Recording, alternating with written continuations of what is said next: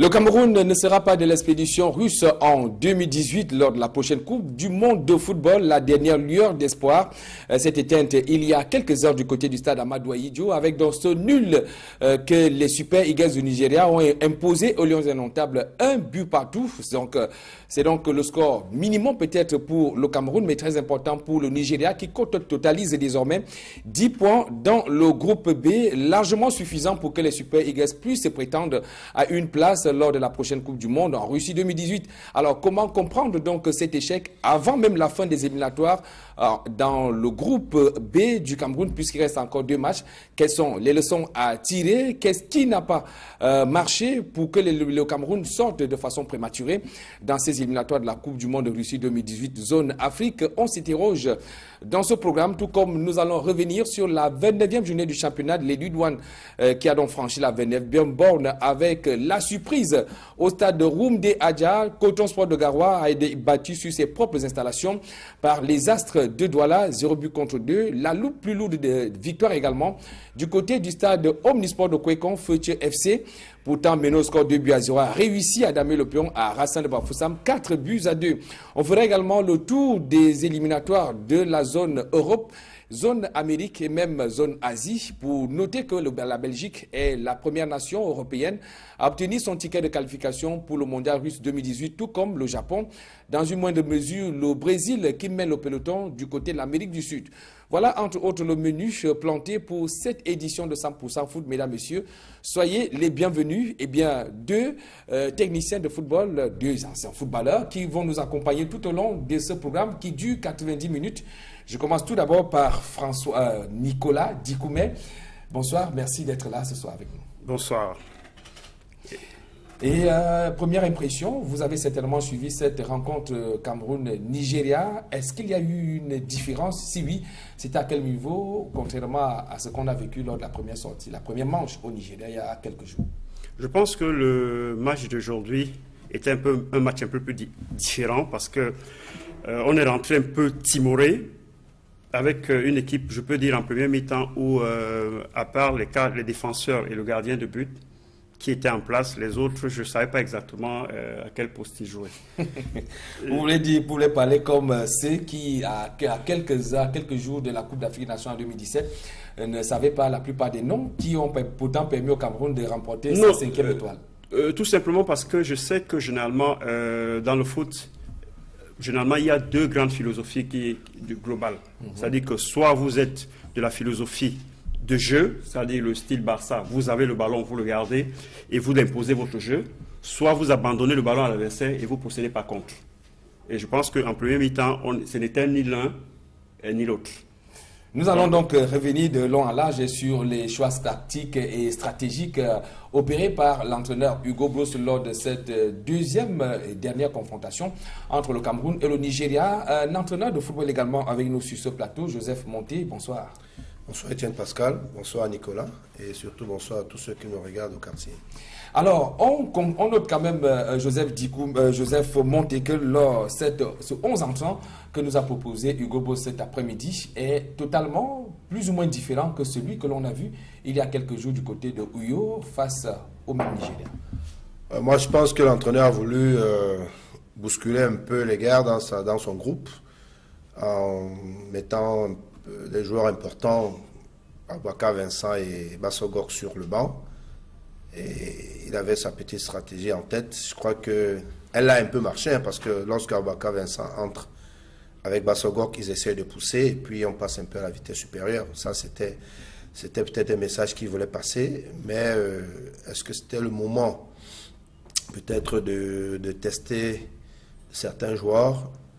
Mais moi, je retiens juste que sur les 2 confrontations, la 2e mi-temps d'aujourd'hui a été pour moi assez importante. C'était assez différente. Il y a eu un peu de caractère dans le comportement et l'attitude des joueurs. Si on avait affiché ce caractère-là à l'aller, je crois qu'on n'aurait pas pris 4-0. J'aurais bien souhaité qu'on gagne ce soir, mais malheureusement, on n'a pas pu gagner. On a quand même eu le mérite de sortir avec un match nul parce que il faut le reconnaître, objectivement, le Nigeria a été mieux que nous dans ces 2 confrontations, à tous les niveaux, encore que cette confrontation cette double confrontation arrive à un très très mauvais moment pour le Cameroun, du point de vue psychologique, avec tous les problèmes internes que nous connaissons. Alors, je souhaite qu'on revienne donc sur ces retouches apportées par Hugo Broos, parce qu'il faut dire que ce n'est pas le 11 entrant que l'on a vécu, qui a joué contre le Nigeria et qui a pris 4 buts, qui a donc démarré le match de ce jour du côté du stade Amadou Ahidjo. On note donc l'entrée, la titularisation de Fabrice Olinga, de Yaya Banana au niveau de l'axe central, de Arnaud Djoum à l'entrejeu, et du côté de la ligne offensive, un certain Jean-Pierre Samé. Alors, Nicolas Dikoumé, quelle appréciation faites-vous de ceux-là qui ont commencé ce match, du moins ceux qui n'étaient pas dans le 11 entrant d'il y a quelques jours du côté du Nigeria? Je pense qu'il faut être objectif. Hein. Le match du Cameroun en première mi-temps, le Nigeria était supérieur à tous les niveaux, techniquement, tactiquement. Et je pense que nous avons eu même beaucoup de chance parce qu'avec Igalo, on aurait pu avoir un 2-0 ou un 3-0 en première mi-temps et que le match serait terminé. Je pense qu'en premier mi-temps, pratiquement, on a été inexistant, tout simplement parce que je pense que la transition, parce qu'en voyant un milieu de terrain avec Djoum, Siani et Anguissa, et Mukanjo qui pratiquement était milieu de terrain aussi, je pensais qu'avec cette densité au milieu de terrain, ça nous permettrait au moins de conserver le ballon, ce qui n'a pas été le cas parce que chaque fois qu'on avait quelques occasions, c'était les ballons balancés sur sa main, qui se retrouvait tout seul. Sans appui, parce que je me suis dit que si on a mis sa main, c'est compte tenu de son gabarit, de son poids, qu'il pouvait garder le ballon et avec des gens tout autour de lui, ce qui n'a pas été le cas.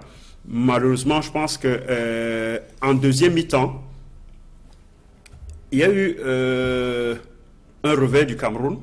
Bon, avant de parler de la deuxième mi-temps où il y a eu quand même quelques changements, alors je souhaite qu'on reste tout d'abord au niveau de la première mi-temps. Ben, on a noté quand même, tout comme lors de la manche aller au Nigeria, un Cameroun qui a présenté plus ou moins un bon visage lors des 10 premières minutes. Alors comment comprendre qu'on commence les matchs bien, on les termine pratiquement sur les genoux?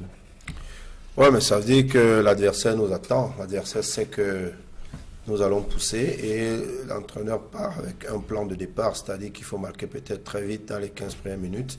Et lorsque l'adversaire se rend compte que vous venez faire une attaque à outrance, elle se rétracte et elle est en place. Vous avez constaté que dans les premières minutes dans ce match, Olinga a centré.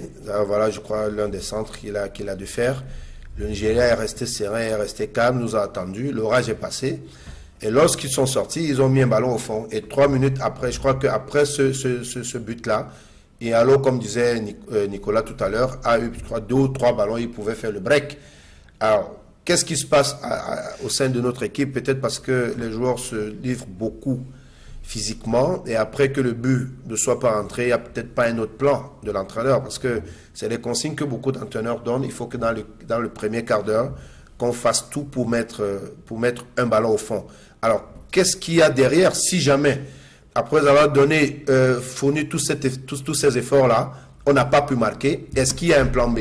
Est-ce qu'il faille reculer pour souffler un peu, essayer de garder le ballon pour que les gars reprennent leurs esprits afin qu'on reparte à l'abordage? Je crois que c'est peut-être ces discours-là qui ne sont pas assez cohérents, parce que passé notre quart d'heure, on n'a pas pu marquer, on n'arrive plus à suivre. On voit l'adversaire qui prend le match en main. Ils ont mieux la maîtrise du match sur le plan technique et à tous les niveaux.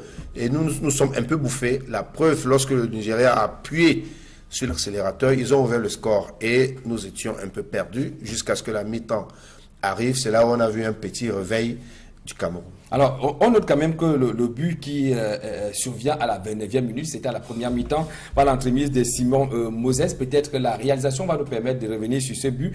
Ce but est similaire pratiquement aux 3 derniers buts que les Lions ont encaissés au Nigeria du match aller. Il y a quelques jours du côté du sud-est du Nigeria. Et vous avez des joueurs comme Christian Bassogok et Aboubakar Vincent. Vous payez le luxe de les mettre sur le banc de touche. Qu'est-ce que cela traduit?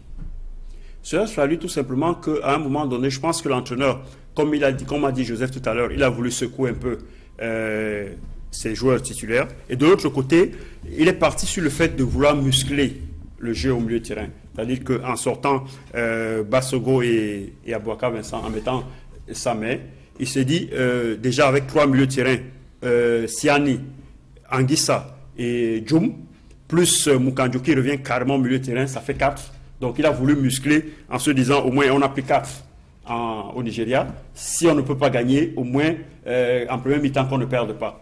Et je peux dire que ça lui a souri.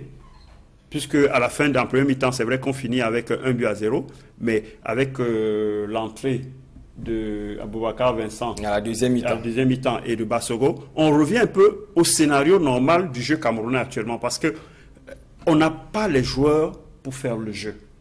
On n'a pas les joueurs pour faire le jeu. Donc, la plupart du temps, quand il faut jouer, c'est que nous abandonnons le ballon à l'adversaire. Et une fois que nous le récupérons, il faut aller le plus vite possible et profiter de la vitesse, par exemple, de Basogo, de point d'appui de Vincent qui arrive à garder le ballon de temps en temps et y aller. Ça fait que jusqu'à ce qu'on marque le but, parce qu'on était toujours fragile, hein, ça, il faut le dire.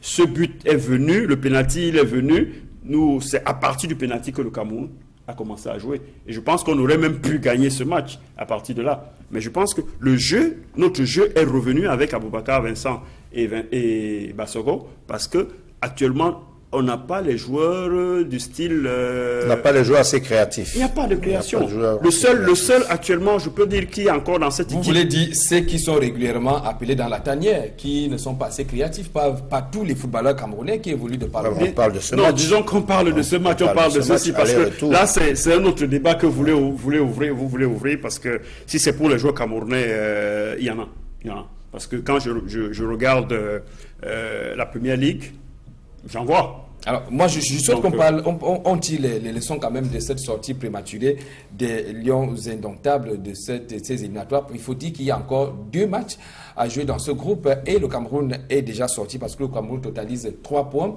Le Nigeria 10, donc même si les Lions indomptables venaient à gagner toutes les 2 dernières rencontres, cela ne servirait à rien du tout, peut-être juste pour booster le moral. Alors, quelles sont les leçons à tirer de cette élimination, Joseph Monté?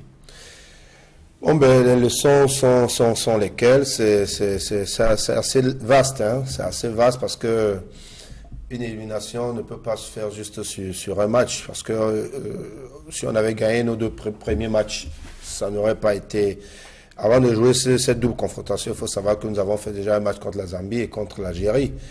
C'est pour ça que nous avons eu 2 points, parce qu'on n'a pas pu gagner. Donc les leçons, il faut projeter plus loin, hein, au niveau du casting des joueurs qui ont été faits, au niveau du staff. Lorsque ça n'a pas marché, il faut faire une remise en question au sommet de l'État, au niveau des instances qui prennent des décisions.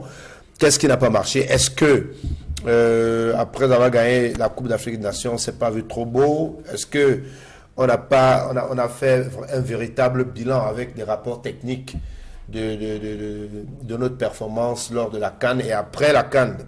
Le Cameroun, avec quel niveau? Les différents matchs amicaux que nous avons dû faire, et puis le début des qualifs pour cette CAN de Russie 2018. Bon, il y a tout ça qui peut faire aujourd'hui qu'après le match contre le Nigeria et Yaoundé, qu'on sorte aussi des regrets.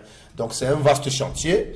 Les leçons sont du point de vue à tous les niveaux, sur le plan technique, sur le plan administratif, sur beaucoup de choses. Restons le choix des hommes. Restons sur l'aspect technique. Oui. Alors, cette projection, doit-on la faire avec l'encadrement technique actuel, ou bien il va falloir qu'il y ait des réajustements dans cet encadrement? La responsabilité revient... Je sais que le premier des défis qui attend les Lions indomptables, c'est bien évidemment la Coupe d'Afrique des Nations, responsabilité qu'on organise en 2019. Oui, Étienne Pascal, la responsabilité revient à ceux qui décident, à ceux qui choisissent les techniciens. Une fois qu'un technicien est choisi, il va falloir l'accompagner. Il va falloir voir s'il ne s'égare pas à un moment donné, parce que lorsque vous regardez un peu l'attitude, le comportement de notre entraîneur, c'est pour moi, on a gagné la CAN, certes, mais avant ça, il y a eu des déclarations fracassantes. Il a explosé même son vestiaire, parce que lorsqu'on cale contre la Zambie, il dit qu'on lui montre un seul joueur qui a un niveau assez intéressant. Alors, quand on commence à citer les frères Matip et autres, alors ça change un peu de discours. Et à un moment donné, quand vous regardez les choix, vous prenez un joueur qui est droitier, vous venez le mettre à un poste de latéral gauche. De temps en temps, Moukanjo, il est à l'intérieur. En principe, le latéral gauche doit passer pour se trouver à l'aise et faire le centre. Lorsque vous mettez plutôt un droitier qui va arriver et bloquer pour se remettre sur son pied droit, ça permet à un autre joueur de se replacer. Et il y a ces problèmes de choix, il y a des joueurs qui n'ont pas de temps de jeu. L'équipe nationale, c'est l'élite. On ne prend pas les joueurs, on ne vient pas tester les joueurs à ce niveau. On a les catégories, les U23, les U20, pour tester les joueurs. Alors, lorsque vous appelez un joueur dans l'équipe nationale Fagnon, c'est un joueur prêt, c'est un joueur complet. S'il y a reconstruction, on prend donc les jeunes joueurs et on se dit, les résultats ne sont pas assez importants parce qu'il faut faire suivre la durée. Mais lorsqu'on veut à tout prix gagner, prenez les joueurs qui ont du temps de jeu tous les dimanches. Alors, on doit beau être combatif, il a beau être notre chouchou national, mais lorsqu'un gardien ne joue pas, il n'a pas de repère. Alors, pour être ça, il faut le dire, beaucoup plus franc, puisque ceux qui ont gagné la Coupe d'Afrique des Nations, qui étaient à la récente Coupe des Confédérations et qui ont joué les 2 matchs face au Nigeria, ont été convoqués par l'entraîneur actuel. Alors, s'il va falloir procéder à un changement, on entrevoit logiquement ce changement sans cet entraîneur. On peut faire des changements et ne pas réussir. Tout dépend du projet qu'il y a derrière le changement qu'on fait. On peut faire un changement et tout de suite, la mayonnaise prend. Le football, c'est pas quelque chose de... C'est pas une science exacte. Ça, il faut le dire. Il est clair que avoir des bons joueurs vous donne quand même un peu de certitude quand vous allez à un match. Mais n'oubliez pas que la Zambie a gagné avec des non-nîmes. Il ne faut pas l'oublier. Ce Nigeria qui aujourd'hui est en train de se refaire une Même le Cameroun a gagné la CAN. On a gagné la CAN avec des non-nîmes. Mais on ne peut pas gagner comme ça tous les jours. Mais Nicolas Dikoumé, il va falloir penser à une nouvelle configuration des Lions indomptables. On a vu, après la Coupe d'Afrique des Nations remportée au Gabon, les Lions sont partis quand même de défaite en défaite, si je puis le dire sans risque de me tromper. Il y a ne serait-ce à voir la récente Coupe des Confédérations à laquelle les Lions ont pris part. Il y a cette double confrontation contre le Nigeria. Est-ce qu'il ne faille pas qu'on pose véritablement le problème de ces Lions indomptables qui ont été écartés de la tanière, ou alors ceux-là qui jouent dans les grands clubs? Vous avez fait mention de quelques-uns qui doivent à tout prix revenir, ne serait-ce que pour la Coupe d'Afrique des Nations en 2019. Je pense qu'à un moment donné, il faut s'arrêter et poser les vraies questions. Avant la Coupe des Nations au Gabon, pratiquement tout le monde savait que le football camerounais allait très mal. Heureusement pour nous, on a gagné. Ouais. Et ça a été l'arbre qui cache la forêt. On s'est vu très beau. Depuis la Coupe des Nations, on a joué 7 matchs officiels. Après avoir gagné la CAN. On a sur 21 points possibles, on en a pris 5. 5 sur 21. On a marqué 5 buts et on en a encaissé 13 depuis la CAN. C'est des chiffres qui disent tout. Ça signifie qu'il y a lieu de s'inquiéter, il faut de revoir. Il y a des questions qu'il faut se poser sur le football camerounais en général. Parce que l'équipe nationale du Nigeria que vous voyez aujourd'hui, ce sont des joueurs qui ont gagné des Coupes du Monde, cadettes, juniors, avant d'être enseignants. Avant d'arriver à l'équipe Fagnon. À l'équipe, toutes nos équipes intermédiaires, qu'est-ce qu'elles ont gagné depuis ces dernières années? Rien du tout. Donc, il ne faut pas qu'on pense que l'équipe nationale senior, on va faire la magie pour qu'on arrive là-bas. Et on peut avoir la chance une fois, comme on l'a fait au Gabon. Il faut se poser les bonnes questions. Est-ce qu'aujourd'hui, comme disait Joseph tout à l'heure, l'équipe nationale senior, c'est le top. C'est le summum. C'est la crème des crèmes. Donc, on ne vient pas à l'équipe nationale senior pour tester les joueurs. Regardez toutes les équipes du monde. Je peux prendre une équipe comme l'équipe de France aujourd'hui. Il y a un seul joueur qu'on reconnaît qu'il aurait pu être, parce qu'il a un différent avec l'entraîneur, c'est Benzema. Tous les autres jouent dans des tops. Alors, maintenant que vous avez analysé en disant que toutes les sélections inférieures n'ont pas pu donner satisfaction, où allez donc trouver ces joueurs? Comment faire pour que justement aujourd'hui, vous avez le capitaine de Lille qui joue en première division. Vous avez Liverpool, vous voyez tous les jours Matip jouer. Vous avez Choupo-Moting qui joue. Sauf que c'est ce problème Matip jusqu'à l'entraîneur indiqué que... Vous avez Alain Nyom. Justement, lorsque les joueurs décident de ne pas venir, il faut se poser les questions. Pourquoi ils ne viennent pas? Lorsque vous avez un joueur qui ne vient pas, ou 2 joueurs qui ne viennent pas, on peut le comprendre. Mais quand vous avez 7, 8, 9, 10 joueurs qui ne viennent pas, ça veut dire qu'il y a un problème quelque part. Il faut se poser les bonnes questions. Et je pense qu'il est temps de se poser les questions à 2 ans de la Coupe d'Afrique des Nations. C'est maintenant qu'il faut poser les problèmes. Et je dis que même le problème de l'entraîneur, Ranieri, en Angleterre, a été champion. Avec Leicester. Avec des mauvais résultats, il a été viré quelques journées après. il ne faut pas avoir peur de se poser les bonnes questions. Il faut se que poser les Camerounais ne soient plus nostalgiques. On a eu un entraîneur qui nous a donné la Coupe d'Afrique. Il faut se poser les bonnes questions. Aujourd'hui, au foot, on le sait. L'entraîneur est monté le sait. Lorsqu'il a gagné le championnat, après 3-4 journées, si ça ne marche pas, il est viré. Donc, on se pose les bonnes questions et on fait le bon diagnostic. Si ça ne va pas, on prend des gens qui peuvent nous amener vers le truc. Et je dis que, moi je reviens toujours, je dis l'entraîneur, il a ses responsabilités. Mais le football camerounais, en général, est malade. Parce que je dis, on est aujourd'hui en train de créer dans la foot. La direction technique nationale, elle fait quoi depuis? Je dis que tout ça, c'est un problème du football camerounais globalement. Parce ça signifie que cette élimination, on peut donc dire que quelque part, c'est une mauvaise chose qui va permettre qu'on reparte sur de bonnes bases pour revoir ce qui ne va pas. C'est ce que j'espère enfin, parce que je pense que ça fait au moins la 4e fois que nous sommes dans la reconstruction. Chaque fois, on dit, cette fois-ci, on est en train de reconstruire, et immédiatement, dès qu'on gagne un match, on a des objectifs qui sont immédiats et on oublie la reconstruction et on est reparti. Jusqu'à ce qu'on tombe la prochaine fois et qu'on recommence encore. Je pense que cette fois-ci, il faut poser les bonnes questions et enfin prendre le bon diagnostic et trouver les vrais remèdes parce qu'il y a des techniciens et des gens qui peuvent apporter des solutions. Et il ne faut pas avoir peur. D'accord. Joseph, je voulais ajouter que lorsque vous regardez un peu ce qui se passe ailleurs, les joueurs sont pistés.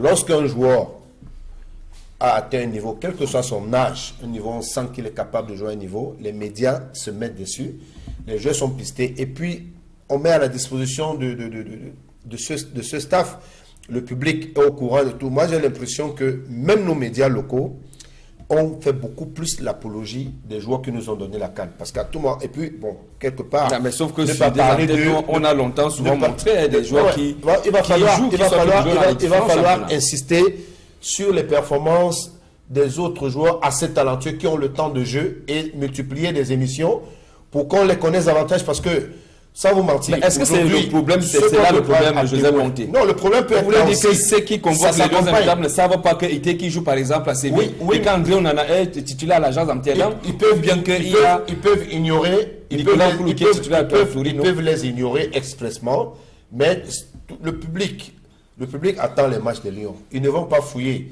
sauf les publics avertis. Quelqu'un va aller taper Google pour voir s'il y a tel joueur. Vous faites le travail de journaliste, mais il va falloir multiplier parce que lorsqu'un joueur émerge en France ou au Brésil, tout le monde entier au courant.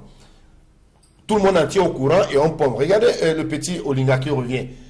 Olinga allé au Brésil, ça a donné quoi? Un pétard mouillé à cause de tous les problèmes qu'on connaissait. Mais après... Est-ce qu'on a encore pisté Olinga? À moins qu'il vient peut-être de rejaillir à Mouscron, en Belgique. Mais avant ça, il a fait 2 ou 3 autres clubs. On n'en a plus parlé. Il va falloir insister dessus et prendre des décisions fortes. Quand ça ne va pas, il faut prendre des décisions fortes qui s'imposent, permettre aux joueurs compétitifs. Moi, j'ai suivi quelqu'un dire, je ne prends pas de joueur qui n'a pas de temps de jeu. Il y a beaucoup de joueurs qui rompent les contrats. En Angleterre et autres, ils rentrent peut-être en France, là où ils sont convaincus d'avoir tant de jeu. Parce qu'ils veulent séduire le sélectionneur. Justement, on espère que ceux qui ont ce pouvoir de décision vont... Oui, il le faut. Je vais revenir sur les actions de but. Permets-moi, ça c'est purement technique. En dehors du fait que les attaquants nigérians sont d'un niveau technique très élevé, il va falloir comprendre aussi que les défenseurs font des erreurs de basique qu'on ne devrait vraiment pas tolérer. Parce qu'il est interdit, même dans les écoles de football, de tacler. Moi, je crois que sur le ballon de Yalo, dès que serait resté debout, ça nous aurait fait moins mal. Il s'est couché et le gars a fait une feinte de centre et lui, il est resté, il s'est couché, il est resté au sol et l'attaquant est passé. Donc moi, je dis, il faut remontrer ces images-là parce qu'un joueur professionnel de ce niveau, réellement, ne devrait plus faire des erreurs pareilles. Ça, c'est des petits basiques comme dans les écoles de football. On demande toujours aux défenseurs de défendre debout et de se jeter lorsqu'ils sont sûrs de toucher le ballon. Oui, mais Joseph, il faut qu'on ne trompe. On ne doit pas tromper les Camerounais. Lorsqu'une équipe comme celle du Cameroun gagne la CAN, oui, et qu'il y a tous les recruteurs du monde entier, et qu'aucun joueur camerounais qui a gagné la CAN ne décroche un grand contrat dans un grand club européen, ça veut dire beaucoup de choses. Ça veut dire beaucoup de choses. Ça veut dire que le niveau réel de joueurs, on le connaît.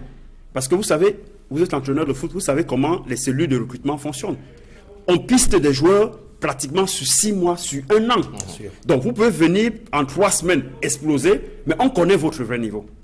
On connaît votre vrai niveau. Donc, et il ne faut pas qu'on demande la magie on demande la magie à certains joueurs. Je pense que, comme il dit, on a obligation de faire jouer les meilleurs.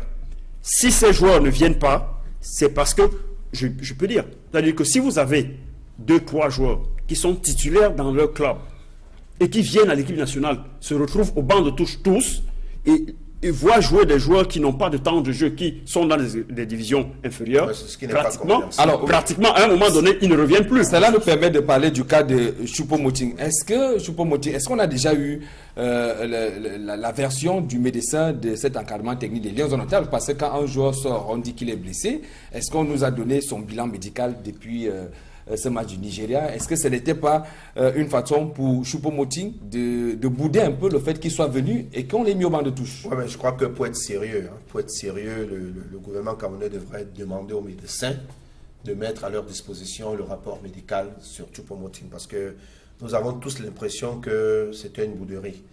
Après presque 2 ans de mise à l'écart, en fait, de retrait personnel, parce qu'il n'était pas content du management, je crois qu'il y a eu de la médiation de la part de l'entraîneur et de quelques personnes autour. Si Choupo-Moting arrive et encore une fois de trop il est sur le banc, moi je dis que... Alors qu'il est titulaire dans son club à Stoke City, il est parti de Schalke pour Stoke City. À Schalke déjà il était titulaire.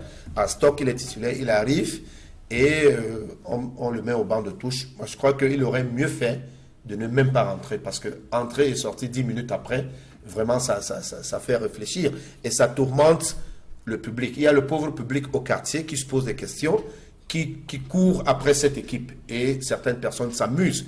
Il est temps de cogner du poing sur la table et de voir clair dans cette affaire. On ne déclare pas une maladie à un haut niveau pour des matchs assez importants aussi facilement. Il y a un médecin autour, ni dans le site de l'Africa Foot, ni dans le site de la FIFA, on a annoncé, on a éclairci la santé de Choupo-Moting, les raisons. Ni la blessure, le type de blessure, ni le type de blessure de son indisponibilité. Ni la durée de son indisponibilité. Quand vous regardez les joueurs blessés ailleurs, il y a un protocole qui est bien établi.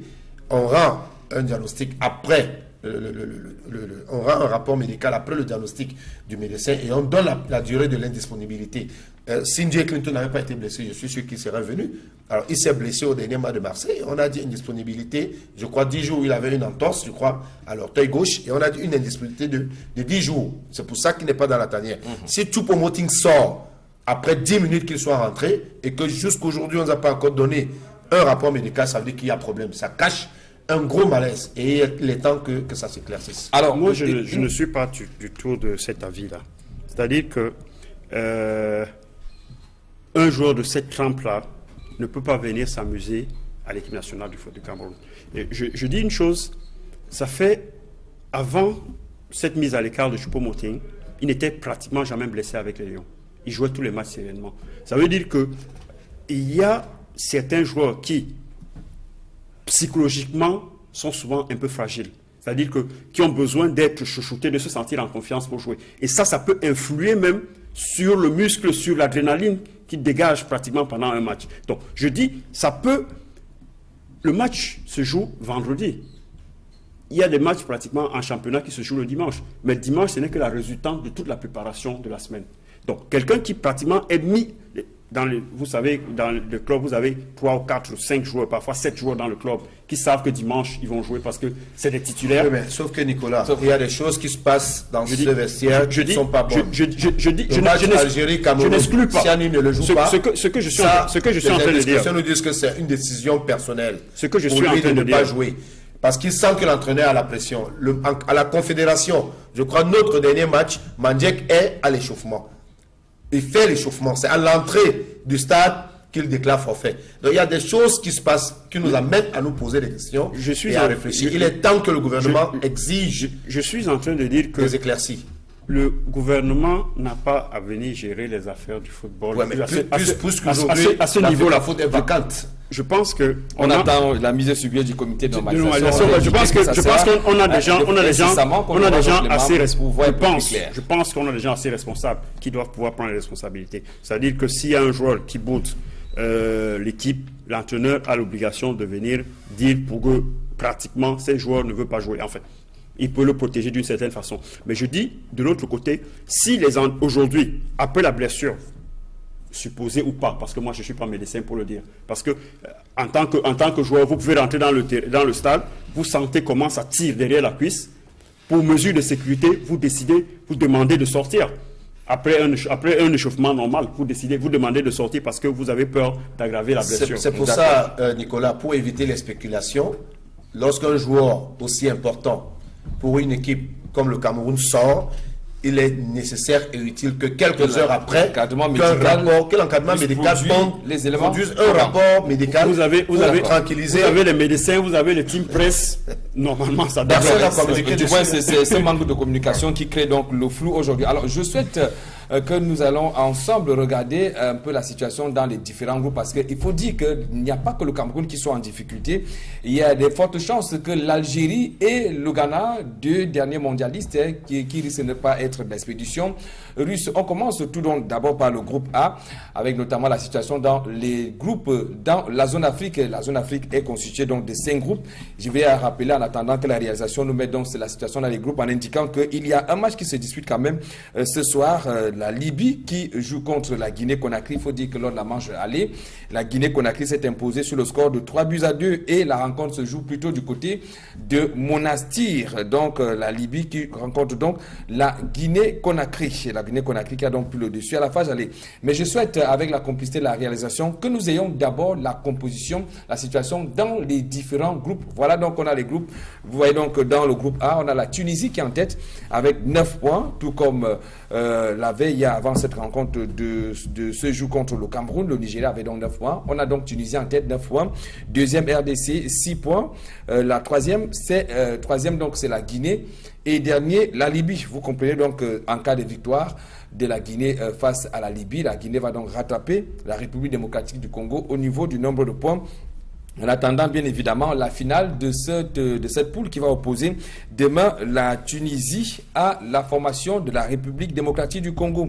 Dans le groupe B, on connaît déjà la situation. Le Cameroun a donc totalisé 3 points. C'est le Nigeria qui est en tête avec 10 points, la Zambie 4 points et l'Algérie dernier avec 1 point. Dans le groupe C, la Côte d'Ivoire est en tête avec 7 points. Deuxième, Maroc, 5 points. Troisième, Gabon, 2 points. Quatrième, Mali, 1 point. Dans le groupe D, le Burkina Faso est en tête avec 5 points. Sénégal et Afrique du Sud sont respectivement deuxième et troisième avec le même nombre de points, c'est-à-dire 4. Le Cap-Vert à 3 points. Et enfin, l'Ouganda, contre toute attente, est en tête de ce groupe derrière l'Égypte, 6 points. Le Ghana, 2 points. Et le Congo, 1 point. On note quand même que ça sera assez serré, notamment pour ce qui est du groupe D, et très très difficile que dans notre pour les mondialistes. Où ça se dessine clairement. Vous voyez que dans d'autres poules là, il y a différence d'un match de 2 points, 1 point, ainsi de suite. Ce n'est que chez nous où vraiment c'est presque fait pour nous. Bon, peut-être la Zambie peut avoir ce saut d'orgueil, mais au vu de ce que le Nigeria est en train de présenter, ça va être difficile de l'arrêter. Voilà, et il faut noter également que l'Ouganda, pour ce qui est du groupe E, l'Ouganda qui a gagné l'Égypte lors du match aller, 1-0, et c'est les Égyptiens qui reçoivent donc les Ougandais demain. Pour ce qui est donc de la suite de cette 4e journée, il faut noter que demain il y aura plusieurs rencontres, notamment le Congo qui joue contre le Ghana à l'aller. La manche allée entre ces deux pays, c'était 1 but partout. La Côte d'Ivoire qui allait damer le pion au Gabon à domicile à l'aller, 3-0. Les Ivoiriens seront donc assez sereins pour recevoir les Gabonais demain, tout comme le Burkina va jouer contre le Sénégal. C'est pratiquement une petite finale dans ce groupe D, puisque le Burkina Faso est en tête avec 5 points, suivi du Sénégal 4 points. En cas de victoire de l'une ou l'autre équipe, ça sera donc la tête du classement, tout comme le Mali. Il faut comprendre également que voilà notre pays qui est en difficulté. Joseph Monté, les Maliens qui ont été laminés à la manche aller 6-0. Les Marocains ont tapé le Mali 6 buts à 0. C'était d'ailleurs la plus lourde défaite de la 3e journée des éliminatoires. Zone Afrique, on va également suivre l'Afrique du Sud qui va accueillir le Cap-Vert qui a gagné 2 buts à 1 lors de la manche aller. Et le match qui nous intéresse, c'est celui de notre groupe, avec donc l'Algérie, la Zambie, qui se déplace sur le terrain de l'Algérie. La victoire de la Zambie à l'aller 3 buts à 1. Alors, est-ce qu'on peut définitivement dire que le Nigeria s'avance résolument vers la qualification au mondial 2018, quand on voit quand même la performance de la Zambie? La Zambie peut s'accrocher, mais ça va être difficile. Le Nigeria est lancé, parce que je crois que l'adversaire le plus coriace pour le Nigeria, c'était le Cameroun. Et la victoire de 4-0 a même surpris les Nigériens eux-mêmes. Ils s'attendaient à une double confrontation très très difficile. Les scénarios et tout sont présentés à leur avantage. Et aujourd'hui, vraiment, ils ont largué déjà le Cameroun. Mais la Zambie peut s'accrocher, mais ça va être très très compliqué. Mais sauf qu'en cas de victoire des Zambiens, demain face à l'Algérie, la Zambie va totaliser 7 points. Et il n'y aura plus que 3 points de différence entre les deux équipes. La confrontation... Et la prochaine confrontation, ça sera entre le Nigeria et la Zambie. Et la Zambie, on saura où ça va se jouer parce que même si ça se joue en Zambie, le niveau du jeu que le Nigeria a présenté, s'ils jouent autant qu'ils ont joué face au Cameroun, je crois que le Nigeria mérite largement de se qualifier. Et s'il y avait même un souhait dans cette poule, je pense que quand vous comparez un peu les équipes, que ce soit le Nigeria, la Zambie ou bien au Cameroun, le Nigeria a largement les joueurs d'un niveau assez important pour pouvoir défendre les couleurs de l'Afrique en Coupe du Monde. Parce que sincèrement, ça va être difficile pour nous d'aller. Déjà en confédération, vous avez constaté qu'on a eu beaucoup de limites sur le plan technico-tactique et autres. Et l'entraîneur a dit qu'il avait tiré des leçons, mais malheureusement, sur la double confrontation, on se rend compte qu'il n'a pas appliqué. Ils ont encaissé 5 buts en 2 matchs. Oui, 5 buts en 2 matchs avec des joueurs qu'on vient de tester en équipe famille. C'est vraiment difficile. Voilà donc, je donne donc le programme. Il faut dire que les rencontres comptant pour la cinquième journée sont prévues au mois d'octobre, début octobre. Et le Cameroun va recevoir l'Algérie au stade Amadou Ahidjo avant le déplacement pour la dernière journée de ces éliminatoires qui sera donc du côté de la Zambie. Ça risquerait donc d'être une finale pour les Zambiens en cas de victoire de la Zambie. On le note donc ce demain contre l'Algérie. Un tour du côté de la régie, on se retrouve juste pour parler cette fois du championnat national Elite One avec notamment les rencontres comptant pour la 29e journée.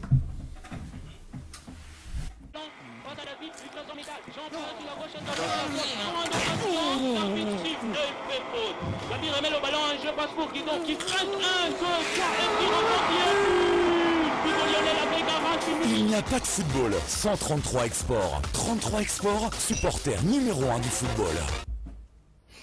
On parle à présent du championnat national l'Elite One avec notamment les rencontres comptant pour la 29e journée. Eh bien, il y a eu beaucoup de surprises, notamment du côté de Garoua, au Rumde Adja Stadium, où les Astres de Douala, qui connaissent quand même une saison assez difficile avec des victoires en dents de scie, qui sont allés s'imposer 2 buts à 0, c'était contre toute attente. Est-ce que cette performance, Joseph Bonté, vous vous attendiez un tout petit peu à ce que les Astres puissent aller réaliser pareille performance sur les installations de Coton Sport de Garoua?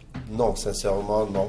Non, parce que lorsqu'on faisait les calculs en ce qui concernait les Astres, on le disait, le déplacement de Garoua devait être un déplacement très difficile pour les Astres.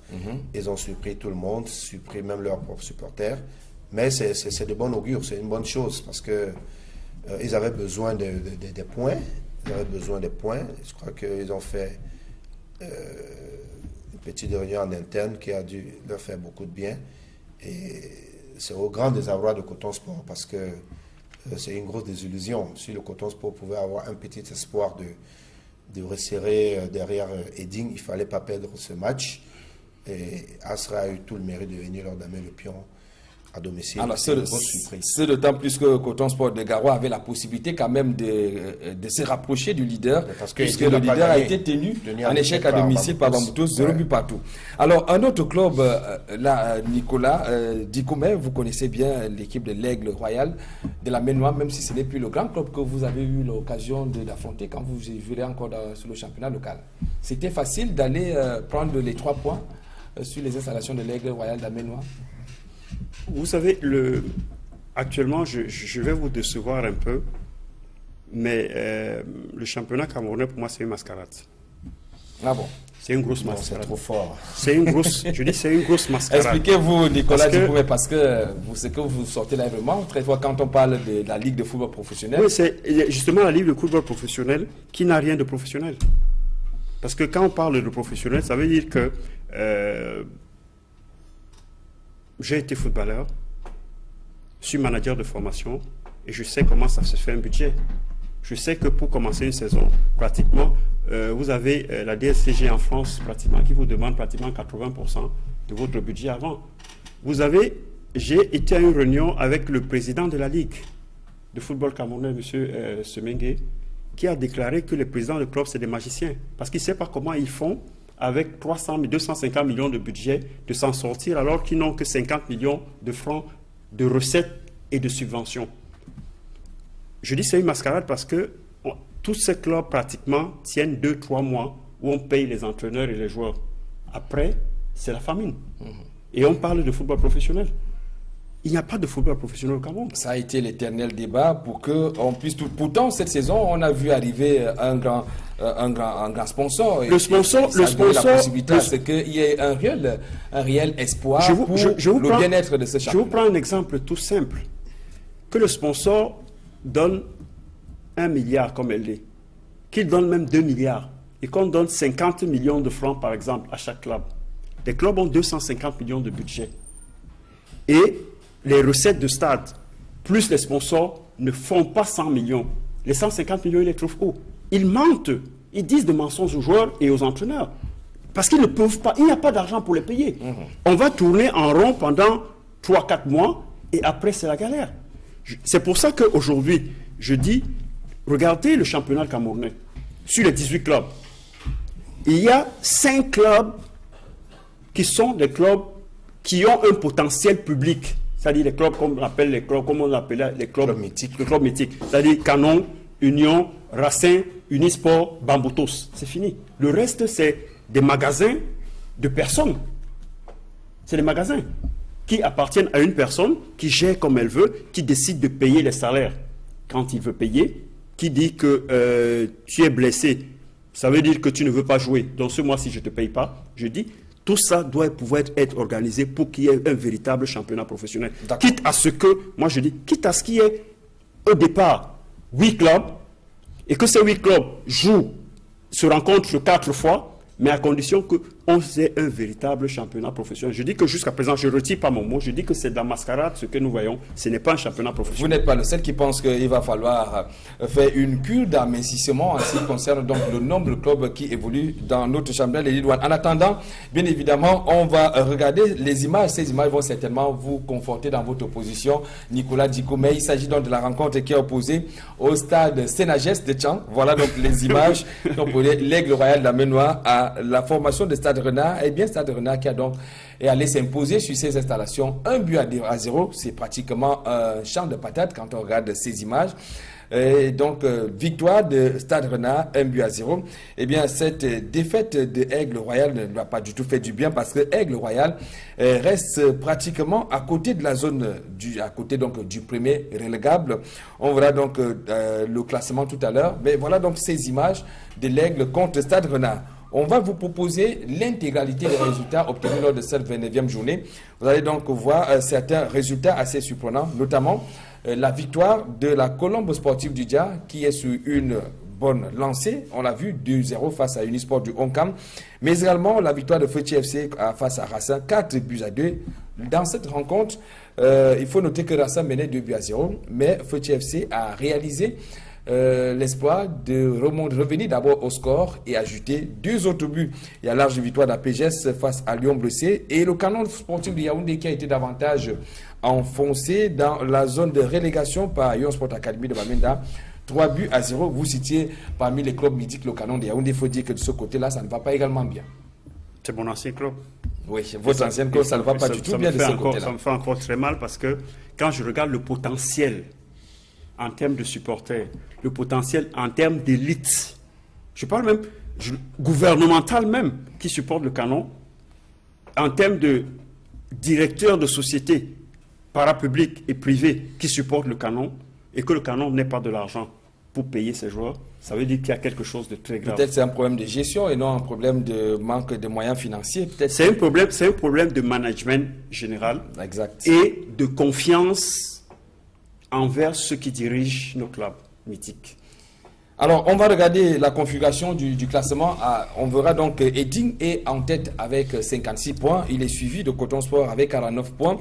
APGS Info 45 points, tout comme Lyon Sport et Stade Renard qui est derrière avec 42 points. Alors, Joseph Monté et Eding Sport Naleki, nous sommes pratiquement à 4 ou 5 journées de la fin de ce championnat. Eding a-t-il les moyens d'aller jusqu'au bout et remporter ce trophée? Je peux affirmer oui, parce que j'ai eu la chance ou alors le malheur de rencontrer Eding en Coupe du Cameroun, à Ezeka. Eding est sur les traces d'un champion. Ça, il faut le dire. C'est une équipe assez organisée. Il faut rappeler que vous êtes l'entraîneur de Avion FC Dunkam oui, en élite. Oui, j'ai rencontré donc Eding à Ezeka lors du match, je crois, de 16e de finale à Coupe du Cameroun. Les 32e de finale. Oui, 32e, pardon. Et Eding nous a battu 3-0. Et j'ai pris la peine de bien observer cette équipe. Je les ai vus jouer par le passé face à Union ici à Douala. Il faut dire que, sans exagération, que Eding est sur les traces d'un champion. Au départ, ce n'était pas le projet de leur président, ou alors ils ont fait une stratégie de camouflage, comme quoi leur objectif c'était le maintien, ils n'étaient pas ambitieux, ils ont encensé Canon, ils ont encensé Union, encensé Coton Sport, mais chemin faisant, c'est une équipe qui, au fil du temps, a présenté beaucoup d'appétit et beaucoup de gourmandise. Aujourd'hui, c'est un mérite pour eux d'être à la tête de ce championnat. Est-ce que ça va durer dans le temps? C'est également la grosse question. Il faut voir donc les différents matchs qui leur restent à jouer et voir les matchs des potentiels challengers. Parce qu'aujourd'hui, quand vous regardez Coton Sport a grillé là un véritable joker de mettre une sérieuse désormais distant de 7 points. L'écart avant était de 6 points. Alors Coton Sport a pris encore un retard, ils sont passés de 6 à 7 points. Et Eding, peut-être s'il n'avait pas rencontré Bamboutos, ça aurait été un peu plus facile. Donc il faut voir les matchs des différents challengers qui suivent Eding Sport. Je crois que la sérénité que Eding présente et la maîtrise du jeu que Eding présente lors des matchs me laisse croire qu'ils sont sur les traces d'un champion. Le problème d'Eding, qui est entraîneur d'Eding? C'est Anissem Bagafoué, qui est un jeune entraîneur qui, pratiquement dans toutes les équipes où il est passé, il a proposé du jeu. Oui. En même temps, de temps en temps, il va se recycler. Oui. Le président d'Eding a fait un projet pas très grand, mais réaliste. Et il essaye de tenir ses engagements. Je pense que c'est des éléments qui montrent qu'on peut. Il ne faut pas également oublier la présence de Nicolas Tomier dans cet encadrement technique. Oui, on peut, mais je dis que pratiquement on peut. Malgré toutes ces difficultés que les gens ont, il y a des gens qui essayent, malgré les difficultés, de tenir. Et je dis qu'une fois qu'il y a, on dit souvent au pays des aveugles, le bon ceux qui essayent au moins de tenir leurs engagements, d'avoir des entraîneurs jeunes qui ont un projet de jeu. Parce que Eding joue au football. Oui. Ils font plaisir à voir. Et en même temps, quand vous rencontrez des joueurs, ce n'est pas des joueurs avec des visages fâchés, c'est des joueurs qui sont assez libérés. Ça veut dire qu'il y a un environnement qui concourt à ce qui peut aujourd'hui dire que, compte tenu aussi du faux pas de Coton, il y a un boulevard pour que Edin puisse atteindre son objectif. Alors, je crois que Edin ne sera pas du tout assez serein lors de la 30e journée. On va d'ailleurs vous proposer les combinaisons de la 30e journée. Edin sera face à PGS d'Infou, quand on connaît également le football que déroulent ces académiciens d'Infou à PGS d'Infou, qui sera donc face à Edin lors de la 30e journée. Vous notez que Edin à PGS est 3e avec 45 points. Donc, en cas de victoire de la PGS, ça sera 49 points. Et ici, ça, ce sont les calculs qu'on est en train de faire. Et si jamais Coton Sport lui gagne sa rencontre, Coton Sport qui va donc jouer contre la formation de, on regarde du coup le classement, les combinaisons de cette prochaine journée, eh bien Coton aura quand même un déplacement assez difficile sur les installations de Salou. Alors là ça m'amène à dire que Edin a eu beaucoup de problèmes cette saison avec des équipes de bas de classement. La preuve encore face à Bambuto. Il est vrai que Bambuto n'est pas dans le bas de classement, mais Bambuto c'est dans le ventre mou. Mais Edin a eu les problèmes avec Lyon Sport lorsque Lyon Sport était très mal. Edin, je crois, a eu un problème également avec Racing. Edin a eu un autre problème, je crois, avec Lyon Blessé. Donc vous voulez dire que quand Edin joue contre les clubs à un rival, Edin est vraiment présent. Et une grande équipe, c'est celle-là qui sait être présente. Par contre, Coton Sport se déplace, fait des mauvais déplacements. Ils ne voyagent pas bien, comme on dit.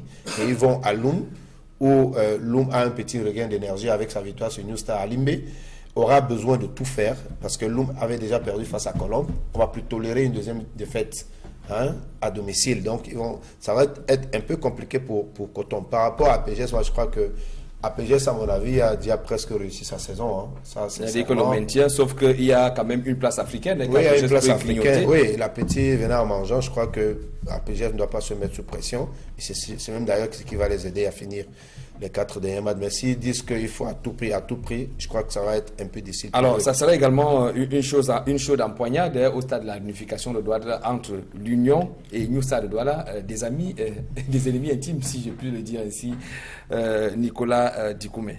Union et New Stade, des clubs que vous connaissez bien. Ça signifie qu'il y a eu juste un changement de chaise. L'ancien président de l'Union, qui est devenu actuellement président de New Stade de Douala, c'est deux équipes qui se connaissent très bien. Oui, c'est deux équipes qui se connaissent très bien, mais moi, en tant qu'ancien capitaine de l'Union de Douala, mon cœur est là-bas pour l'Union. Et je pense que c'est une saison à oublier. Et très rapidement, il faut que l'Union juste se sauve, oublie et repart sur de nouvelles bases pour construire. Parce que, je le disais, pour qu'une équipe soit, quand l'Union a été champion, il fallait organiser l'équipe pour qu'elle soit présente en Champions League pratiquement trois années de suite. Ce n'est que comme ça qu'on peut avoir un grand club. Si vous allez en Champions League une fois, et je le dis, tout ça part de la configuration du football camerounais. Si vous pouvez vous séparer de vos meilleurs joueurs pour des broutilles, ça veut dire qu'on n'est pas prêt à avoir un championnat qui est valable et conséquent. Alors, je vous propose donc de regarder également, cette fois c'était la 30e journée du côté de l'Elite 2. Et là, ça vous concerne directement, Joseph Bonti. On va regarder donc ensemble les résultats de cette 30e journée.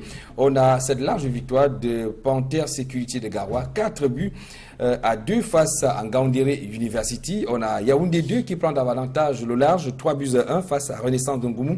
Le tonnerre qui a également gagné As Matilo 1 but à 0. Dynamo prend également le dessus sur ce même score face à As Etoameki.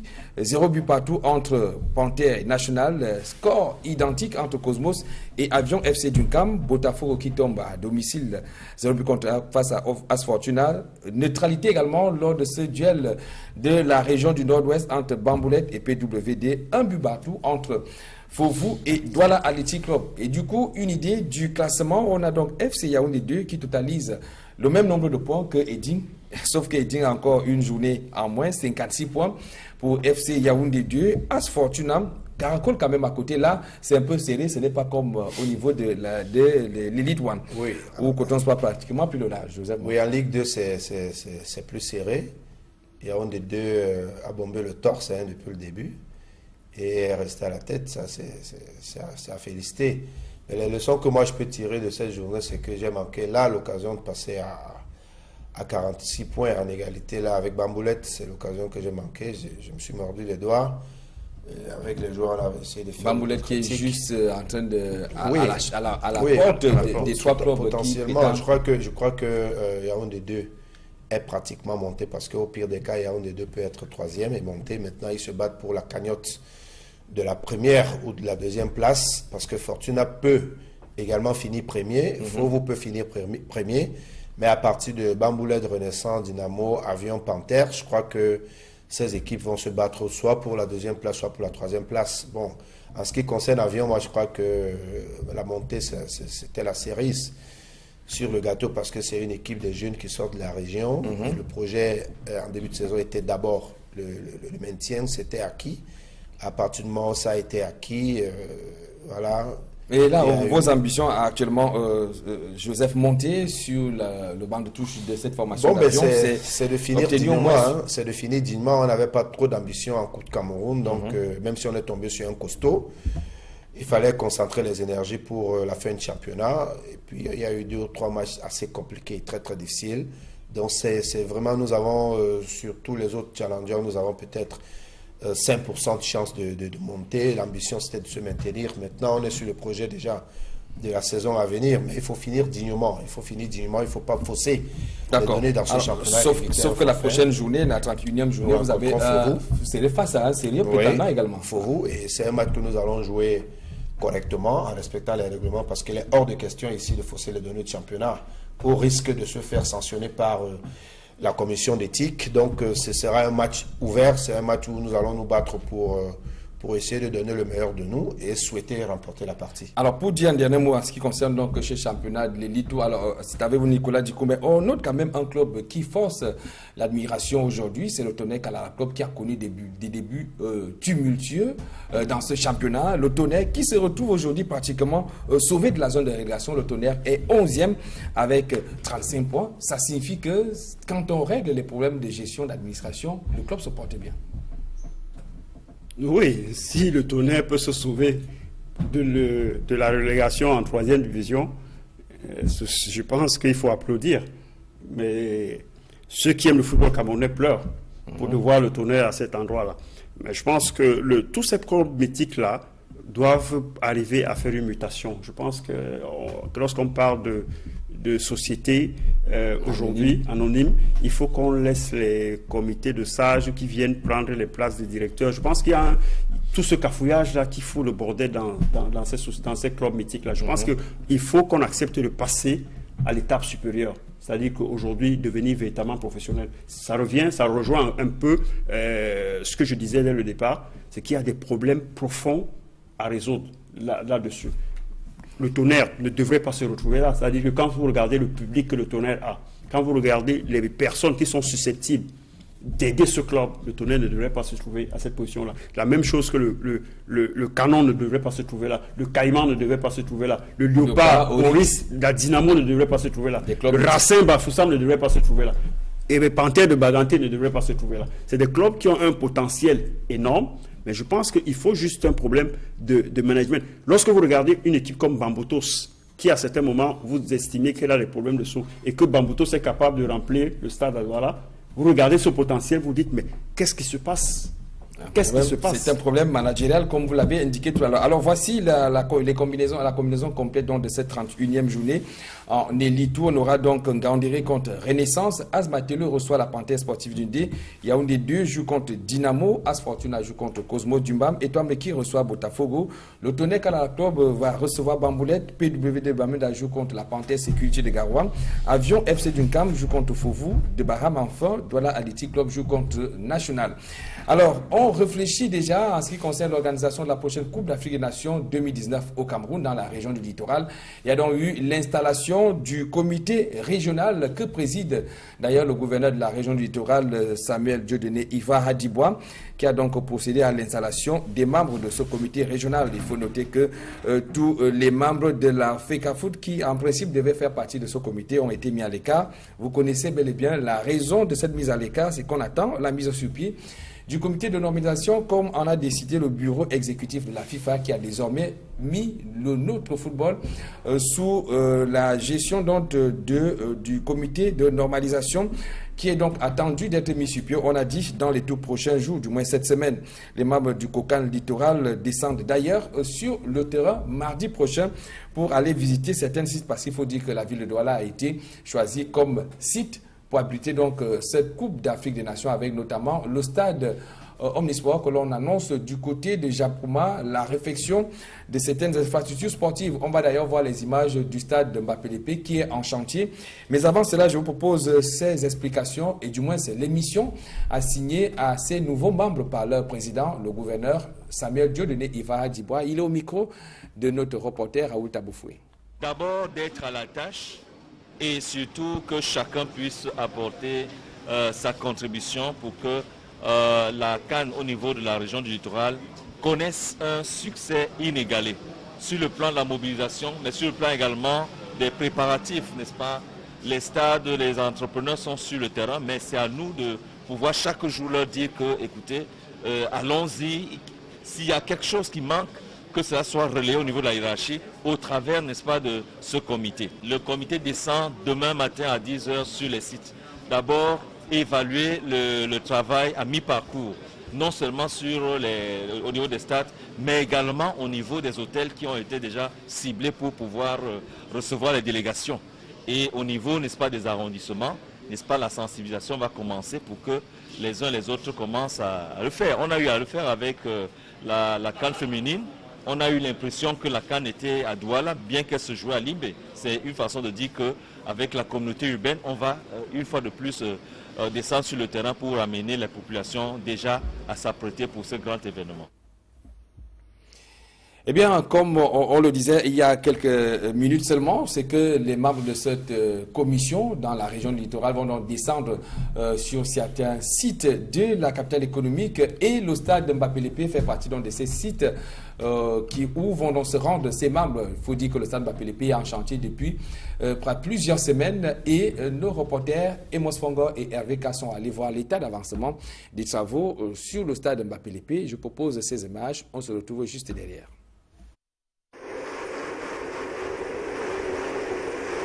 Le chantier de construction du vieux stade Mbappé-Lépé bat son plein au quartier Bounadi-Bon Akwa. Autrefois refuge des sans domicile fixe de Douala, le stade Mbappé-Lépé d'Akwa est définitivement fermé pour travaux depuis samedi. Les flaques d'eau de l'aire de jeu ont cédé la place à la préparation du terrassement.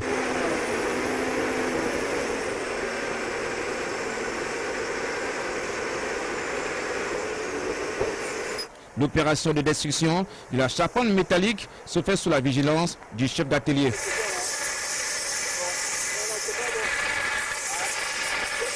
Nous allons commencer par la destruction déjà de l'infrastructure existante, parce que Mbappé-Lépé, vous savez très bien, avait un stade existant d'un certain âge qui avait toute la structure du béton et une tribune en acier.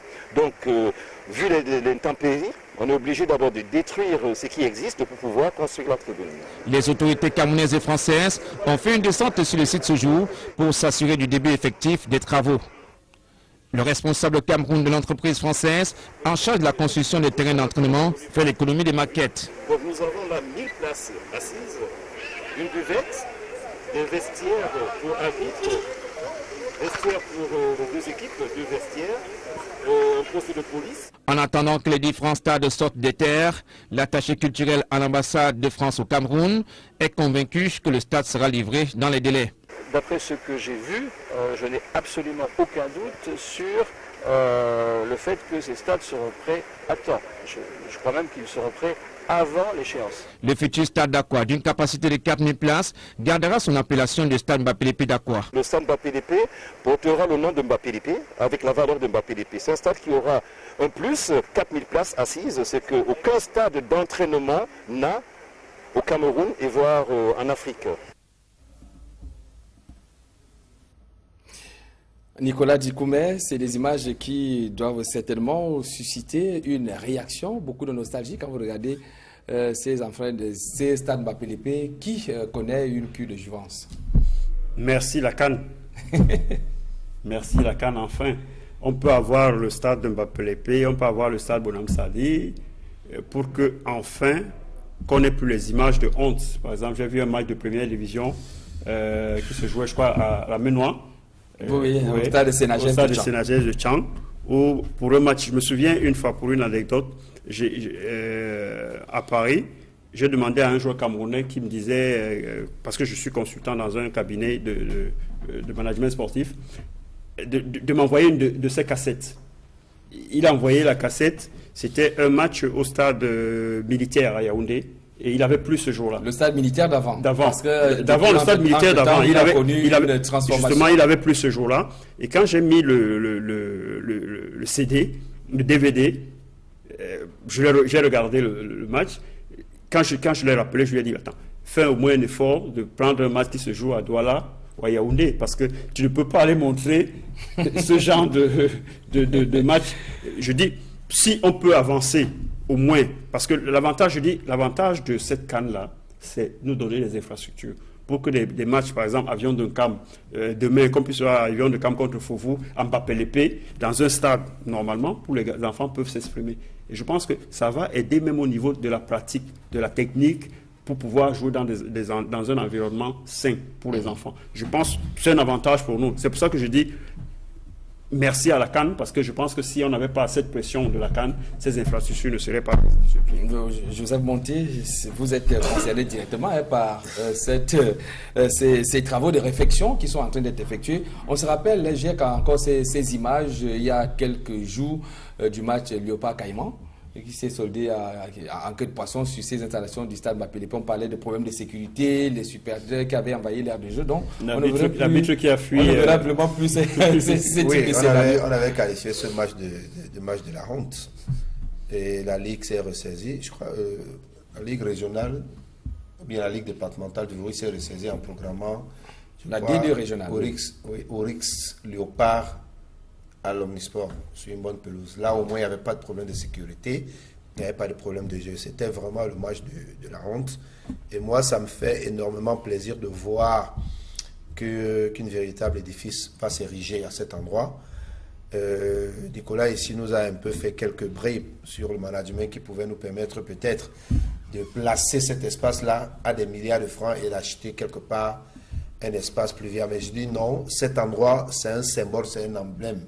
On ne doit pas le vendre. Il faut plutôt le construire. Il faut que ce soit un bijou, un petit joyau. Et que Mbappé-Lépé soit heureux. Je suis sûr que depuis que les travaux ont commencé là-bas, Mbappé-Lépé est un peu content. Il est un peu tranquille dans sa tombe. Vraiment, je dis merci aussi à la CAN. Et pour répondre à Nicolas, comme il a dit tout à l'heure, c'était le championnat qu'on est une mascarade. Moi, je l'ai vu sous l'angle que le niveau n'est pas très bon, ou alors lui, il a essayé de développer... Peut-être au niveau des infrastructures, oui. Peut-être. Et après, vivement qu'on nous donne notre CAN, quel que soit ce qui va se passer, que nous ayons notre CAN, parce que des stades comme ceci, on en aura plusieurs de par le pays pour faciliter la tâche. Pour le moment, le Cameroun a toujours l'organisation de la Coupe d'Afrique des Nations 2019. Oui. Ça n'a pas encore changé. Je me lance déjà, j'anticipe quoi, pour ceux qui sont pessimistes. Alors, je veux peut-être encore blesser vos sensibilités. Je parle peut-être, faire allusion à Nicolas Dikoumé, parce que je vais vous proposer à présent les images de la finale de barrage dans la D2 régionale de l'Ouest. On connaît déjà celui qui va représenter la région de l'Ouest lors des prochaines Interpools. Il s'agit de la formation de Stade de Banjoul, qui est quand même un ancien pensionnaire de la première division, qui a donc pris le dessus sur Ouragan du Noun, 1-0. C'est dans son reportage de Dalash Chana et Jean-Paul Chuniat.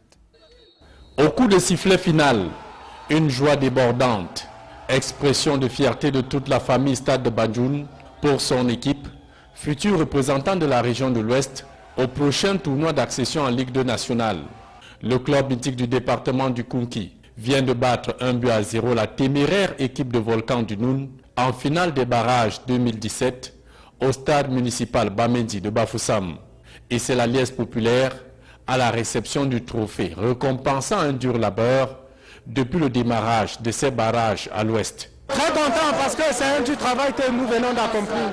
Une dure préparation, le plus dur a été fait au niveau de la région. Bon, maintenant, nous sommes tournés vers les Interpools. Satisfait, le coach Joseph Boniface Ndjebiba attribue l'atteinte de cet objectif aux efforts conjugués de toute la famille Stade de Banjoul. C'est le travail de plusieurs personnes. Je ne suis qu'un maillon de la chaîne et ce n'est pas un travail individuel. J'ai mes collaborateurs avec qui je travaille, il y a des dirigeants, il y a des joueurs, il y a des supporters, c'est tout ce monde qui contribue pour que l'équipe atteigne ses objectifs. Pour le coach Martial Katewo-Kam de Volcan du Noun, son équipe sort de cette finale la tête haute, satisfaite de son bilan tout en promettant de faire mieux la saison prochaine. Je profite du fait pour remercier tous ces enfants qui ont combattu jusqu'en finale. Mais je suis déçu par le comportement du central et la qualité du praticable, l'aide des jeux. Au sorti de ces barrages à l'ouest, Stade Banjoun promet de bosser d'arrache-pied et représenter valablement la région de l'ouest aux prochains Interpol, le tournoi d'accession en Ligue 2. Longtemps absent de la scène nationale du football et par ailleurs qualifié pour les 16e de finale de la Coupe du Cameroun, Stade de Banjoun entend aussi aller le plus loin possible, mieux qu'à l'édition de 1996 où le porte-étendard du Konki échouait de justesse en finale face au Racing Club de Bafoussam. Alors, je ne vais plus vous laisser l'opportunité de commenter ces images parce qu'on sait déjà ce que vous pensez de ces images, mais l'essentiel à retenir, c'est qu'il y a de fortes chances que Stade de Banjoun retrouve l'élite parce qu'il va donc représenter la région de l'Ouest lors des prochaines Interpools. On parle du football jeune et cela rencontre votre préoccupation d'il y a quelques instants avec dans ces finales de la Coupe Issa Hayatou et du tournoi de vulgarisation qui se sont joués le week-end dernier au stade de la Cité Sicam. 3 rencontres ont meublé cette journée, du moins 3 finales. La finale Coupe Issa Hayatou chez les juniors a été remportée par Desgrandeaux, 2-1 face à Real Foot. Tandis que la finale du tournoi de vulgarisation de la Ligue spécialisée de football jeune du littoral chez les minimes a vu la victoire de Dauphine Academy 1-0 sur Espoir de Mbanga. Chez les cadets, c'est As Ngangé qui a remporté la finale face à Real Academy après l'épreuve des tirs au but, 4-2 en faveur donc de cette formation.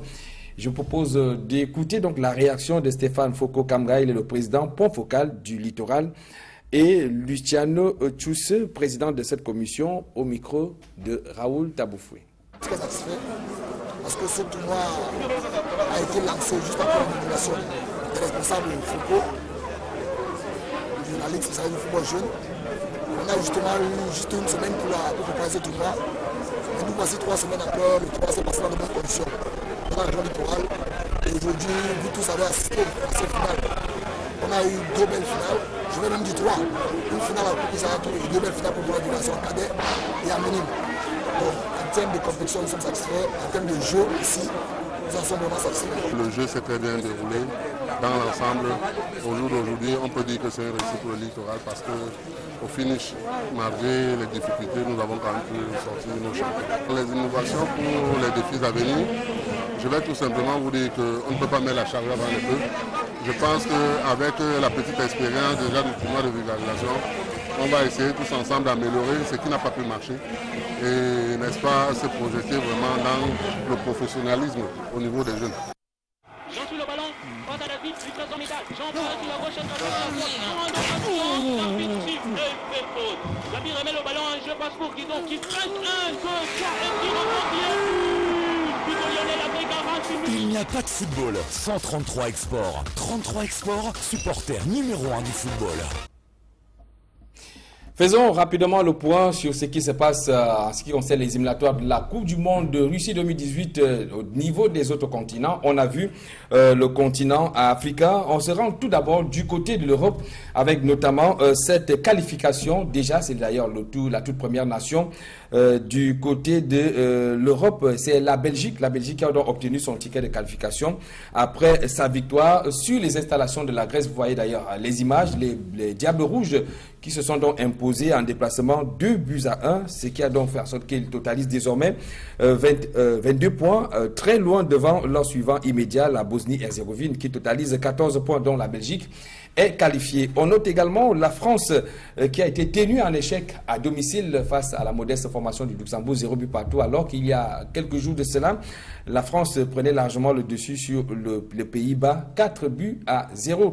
Une autre grande nation qui est sérieusement en difficulté lors de ces éliminatoires, c'est la formation du Pays-Bas. Alors comment comprendre quand même ce passage à vide du Pays-Bas qui a quand même été finaliste de la Coupe du Monde en 2010? C'est vraiment difficile à comprendre parce qu'on sait que les Pays-Bas, c'est une très très grande nation de football, là où il y a un grand processus de renouvellement. Alors on se rend compte qu'il y a une ferme de cycle de joueurs tels que Ruben, Schneider et autres, mais malheureusement, ce pays n'arrive pas à remettre dans l'équipe première des jeunes qu'on voit pourtant dans des clubs comme Feyenoord, Ajax et autres. Donc c'est ça qui fait aussi le charme le charme du football, comme pour dire que ce n'est pas une science exacte, parce que tout le monde connaît toute la science des Hollandais en ce qui concerne le football jeune. Donc, ils ne devraient pas être surpris par le vieillissement d'une certaine génération. Mais depuis très longtemps, les Pays-Bas n'arrivent pas à se remettre sur le chemin, et ils ont pris une difficulté face à la France. Et comme pour vous dire encore, le football n'est pas une science exacte. Quelques jours contre une modeste équipe, peut-être avec même un championnat amateur, hein, la France n'a pas pu battre le Luxembourg. Donc c'est tout ça le charme du foot. Et c'est simplement dommage parce que la Hollande, c'est un pays qui nous a toujours produit des très très bons joueurs individuellement et a toujours présenté des très grands schémas tactiques. Donc c'est un plaisir pour tout entraîneur de regarder les matchs des Pays-Bas. Les Pays-Bas. Alors, c'est la preuve, c'est ce qui démontre quand même qu'il n'y a pas qu'en Afrique que les grandes nations de football sont en difficulté lors de ces éliminatoires. Mais il y a de fortes chances, Nicolas Dikoumé, qu'on ait tous les grands noms du football européen lors de cette Coupe du Monde de Russie 2018. Du moins, si on tient compte de la configuration actuelle au niveau des poules, notamment au niveau de la poule A, c'est la France qui met les débats là-bas. Dans la poule B, on a la Suisse qui est curieusement en tête du Portugal. Le Portugal est deuxième avec 21 points, mais dans les autres poules, c'est quand même les grands noms du football, notamment l'Allemagne en tête du groupe C qui totalise 23 points. On a l'Espagne dans le groupe G, ou alors l'Angleterre dans le groupe F, la Pologne, la Serbie, la Croatie. Voilà donc des grands noms qu'on risquerait de trouver l'année prochaine en 2018, ce qui augure quand même à une compétition assez relevée en Russie. Oui, disons que je vais rebondir juste une minute concernant la Hollande pour dire qu'ils ont voulu renouveler leur équipe. Et à un moment donné, ils se sont rendus compte que ça ne marchait pas. Quand l'avocat est revenu, il a essayé de rappeler quelques anciens pour encadrer la jeune génération. Mais on sait pratiquement depuis un moment que les Hollandais ont axé leur formation uniquement sur la technique, et généralement, lorsqu'ils arrivent dans des grandes compétitions, physiquement, ils se font bouffer. Je pense que depuis un moment, il y a une réflexion au niveau de la Hollande pour essayer d'allier la technique et le physique, parce que techniquement, ils sont bons, mais physiquement, ils se font bouffer. Compte tenu, quand vous parlez des grandes nations, la FIFA, c'est la maison des puissants. C'est-à-dire que l'Europe est organisée de façon à ce que pratiquement toutes ces grandes nations se retrouvent. Celles qui échouent en première place ont une chance en tant que deuxième. Exact, puisque l'Europe a 14 places. Donc pratiquement, quand vous vous retrouvez, par exemple, si on était en Afrique, une fois que le Nigeria et le Cameroun se retrouveraient dans la même poule, on sait que si un passe comme premier, l'autre peut avoir la chance au barrage. C'est ce qui se passe par exemple avec l'Espagne et l'Italie, où l'Espagne a battu l'Italie, mais l'Espagne a toutes les chances d'être premier, l'Italie a la chance d'être deuxième. Tout comme le Portugal a la chance d'être deuxième et de faire partie et rencontrer une équipe beaucoup plus faible pour se qualifier. Alors, je pense que tout est organisé pour. Allons-y à présent du côté de l'Amérique du Sud. Il y a déjà un grand nom du football mondial qui a déjà obtenu son ticket de qualification à 3 jours de la fin de ces éliminatoires. C'est le Brésil. Le Brésil totalise désormais 36 points et à 11 longueurs de son suivant immédiat, qui est donc la Colombie. Quand on fait le calcul exact, il reste 9 points à prendre. Donc, si jamais la Colombie arrivait à gagner tous ses matchs, elle ne pourrait donc pas rejoindre le Brésil qui a déjà obtenu son ticket de qualification. Mais il y a de fortes chances que l'Argentine de Lionel Messi puisse aller au barrage. L'Argentine qui ne se porte pas du tout bien, tenue en échec lors de leur dernière sortie face à l'Uruguay. On a d'ailleurs les images 0 but partout. Et l'Argentine qui est 5e avec 23 points, quand on sait que les 4 premiers se qualifie et le 5e part au barrage avec un club de l'Océanie. Donc, est-ce qu'il y a à quoi est-ce que pourrait ressembler une Coupe du Monde sans l'Argentine? Bon, ben, moi, je dirais que ce sera une Coupe du Monde égale à elle-même parce que l'Argentine a toujours été attendue, mais malgré... Mais ça fait quand même du bien de voir quand même tous ces gros noms, toutes ces grosses stars. Ça rehausse quand même le niveau de la compétition. On a beaucoup de matchs en Coupe du Monde. S'il faut se contenter de regarder seulement l'Argentine jouer, non, moi je reste sur ma faim, autant que beaucoup d'autres personnes qui apprécient beaucoup Lionel Messi. On s'attendait qu'il fasse preuve de, je sais pas comment, essayer de marquer son empreinte lors d'une Coupe du Monde. Ça n'a jamais été le cas. Très souvent, il a marqué un seul but lors des phases finales du monde. Pourtant, il explose en championnat. Donc, c'est la grosse déception mondiale et c'est peut-être lors de cette compétition. Et les Argentins ne lui ont jamais pardonné. On ne va jamais le lui pardonner. Il a tout gagné hors de l'Argentine, n'arrive pas à... Il n'a jamais tiré son équipe vers le haut. pourtant, il y a des joueurs qui peuvent l'accompagner dans cette mission-là, mais malheureusement, ils n'arrivent toujours pas. Alors, on va donc également donner ces noms des autres pays qui ont obtenu leur ticket de qualification. Il s'agit notamment du Japon qui a gagné l'Australie lors de la double confrontation à l'aller. Les deux équipes ont fait 2 buts partout. Au retour, le Japon a gagné 2-0. Donc, le Japon est déjà qualifié, tout comme l'Iran et le Mexique. Voilà donc au total 6 pays sont déjà qualifiés. Du moins, parmi ces 6, le pays organisateur, la Russie. À côté de la Russie, on a donc le Japon, l'Iran, le Brésil, le Mexique et la Belgique qui ont déjà obtenu leur ticket de qualification. Alors, je m'en vais vous proposer, chers invités, ces images, les images qui ont quand même permis à ce que beaucoup plus de nostalgiques puissent revivre ce match entre Manchester United et le FC Barcelone. Il s'agit des légendes. Les légendes, c'était samedi dernier, lors d'une rencontre de bienfaisance. C'était donc pour lutter contre le terrorisme et rendre un hommage mérité à toutes ces personnes qui ont été victimes donc, des attentats, aussi bien à Manchester qu'à Barcelone. 2 buts partout, c'est le score qui a sanctionné cette rencontre. Vous avez donc vu Nistelrooy, Edgar, David. Ils ont déjà pris un peu des rondeurs, les cheveux sont devenus un peu plus blancs, mais ils tapent encore bien au ballon. Le stade était donc bien, voilà donc cette rencontre amicale. Et on s'attendait peut-être également à ce que des types d'initiatives soient prises au Cameroun, depuis que notre pays est sous la menace de cette secte islamiste Boko Haram.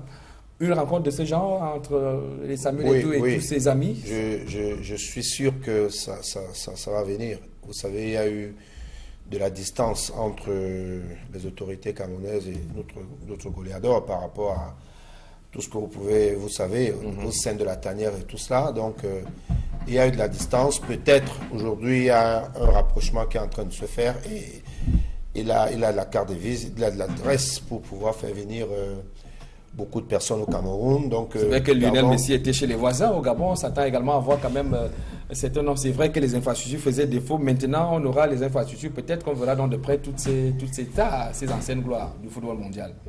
Qu'est-ce que vous appelez par star du football mondial? Vous avez vu Barcelone contre Manchester. C'était l'équipe nationale de l'Espagne contre l'équipe nationale de... C'était un ramassis des anciennes gloires qui ont joué dans ces... C'était pas les internationaux, c'était les anciens joueurs de Barcelone contre les anciens joueurs de Manchester. Ça veut dire que ça peut être les anciens joueurs de l'Union contre les anciens joueurs de Canon. Qu'est-ce que vous allez me chercher les Lionel Messi? Qu'est-ce qu'ils ont à faire au Cameroun?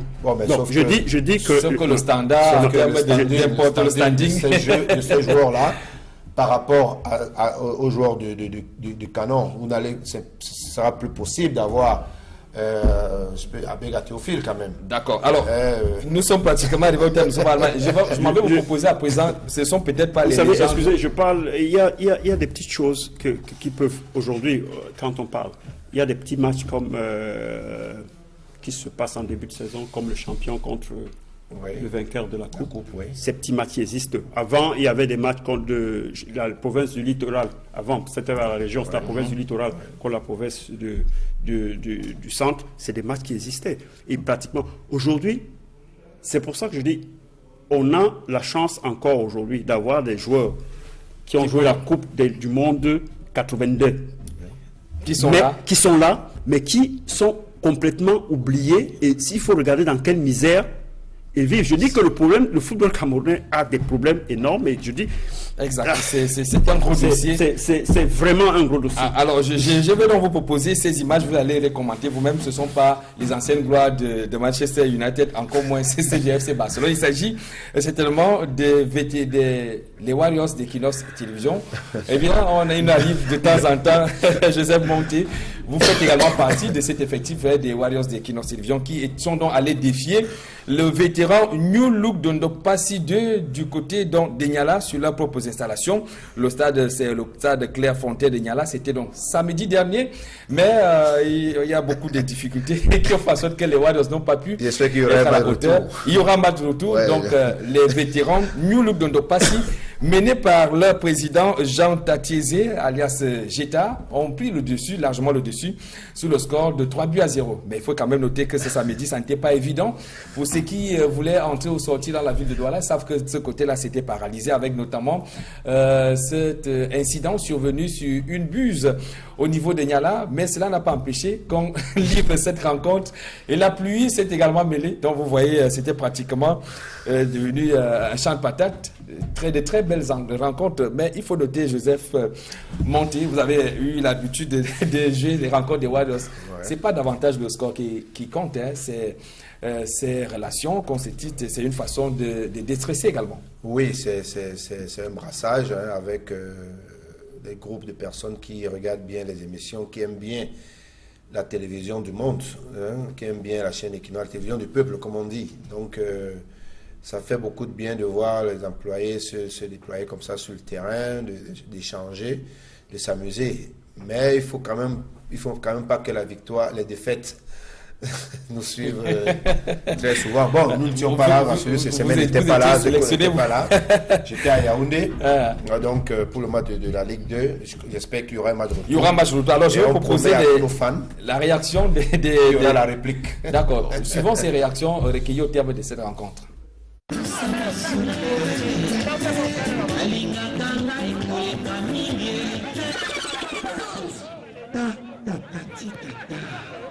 Merci. Nous revenons là sur la pelouse. Je m'attendais à cette victoire parce que je suis sûr de moi. J'ai une équipe quand même, une grande équipe. On nous gagne jamais, surtout chez nous. Et l'équipe de Warriors, comment vous les retrouvez? Mais elles sont bonnes, vraiment, bien sûr qu'ils sont jeunes. Mais nous, on est les parents, on les fait comprendre que nous, on a joué avant eux, on connaît jouer encore. Ce n'a pas été facile la rencontre d'aujourd'hui. Déjà, vous pouvez apprécier par l'état de la pelouse dans laquelle nous avons joué aujourd'hui. C'est vrai que pour nous rentrer, quand on soit des congés, c'est difficile de se mettre en jambes. On a commencé, on espère qu'à l'avenir, dans la prochaine rencontre, on va mouiller le maillot. Donc la rencontre n'était pas facile. Déjà, on a pu donner tout ce qu'on avait dans les poumons. On est certain qu'avec l'encadrement technique, on va essayer de revoir ce qui n'a pas marché cet après-midi. Voilà donc, c'était au bas de ces images entre les Warriors d'Equinox Radio et Télévision face aux vétérans New Look de Nokpassi 2. Et il faut dire que la troisième mi-temps a été également relevée. On attend vivement donc le match retour avec la présence de Joseph Monté. Vous avez pris l'engagement d'être là. Bien évidemment, il y aura la réplique. On pourrait également inviter, pourquoi pas, Nicolas Dicomé. Merci, chers invités, d'avoir répondu présent à ce programme.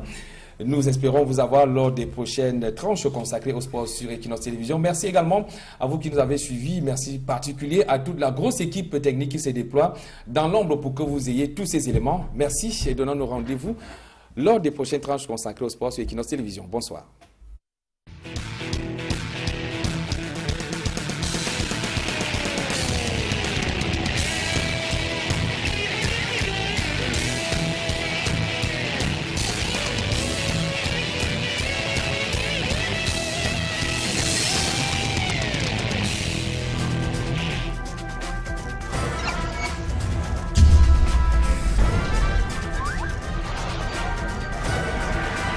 Equinox Télévision, au-delà de l'image, nous rendons compte.